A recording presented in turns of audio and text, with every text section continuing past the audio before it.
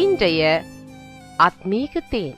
இந்த டிசம்பர் மாதத்திலும் தம்முடைய நாமத்தை கொண்டே வெளிப்படுகிற தேவன் ஏசாயா 9:6 சொல்லுகிற வண்ணமாக, நமக்கொரு பாலகன் பிறந்தார், நமக்கொரு குமாரன் கொடுக்கப்பட்டார், கர்த்தத்துவம் அவர் தோளில் மேல் இருக்கும், அவர் நாமம் எபிரியர் 13:8 மாறாதவர் என்பவர்.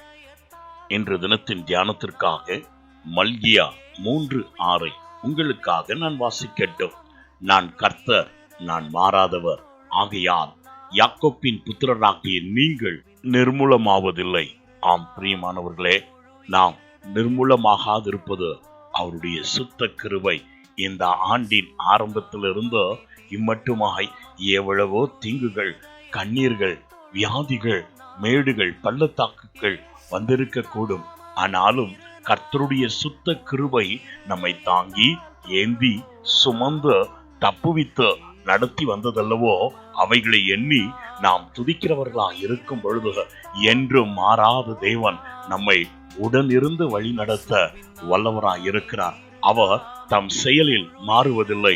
தம்முடைய தன்மையிலும் இரக்க குணங்களிலும் மன்னிப்பதிலும் மாறுவதில்லை. மாத்திரமல்ல, தான் உனக்கு கொடுத்த வாக்கு தத்தங்களை உனக்கென்று நிறைவேற்றுவதில் மாறுவதில்லை. ஆனபடியால் சோர்ந்து போகாதே. தம்மை என் தேவன் ஒருபோதும் மறுதலியாதவர். உனக்கு உண்மை உள்ளவராய் இருந்து உன்னை மேன்மைப்படுத்தி உன் மனவாஞ்சை எல்லாம் நிறைவேற்றி இந்த பண்டிகை நாட்களிலும் உன்னை மகிழ்வித்து நடத்த வல்லவராய் இருக்கிறார். நான் உங்களுக்காய் ஜெபிக்கட்டும்.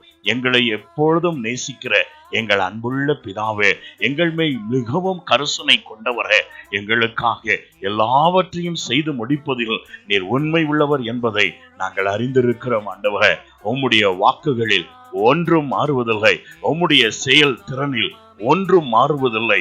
ஆனபடியால் நிச்சயமாகவே நாங்கள் எதிர்பார்க்கிற காரியங்கள் உம்முடைய பிள்ளைகளுடைய வாழ்க்கையில நீர் செய்து முடித்த அவர்களை மேன்மைப்படுத்தவும், அந்நியர்கள் மத்தியில கனப்படுத்தி தலை நிமிர்ந்து நிற்கவும் பண்ண போதுமானவராய் இருக்கிறபடியால் நன்றி.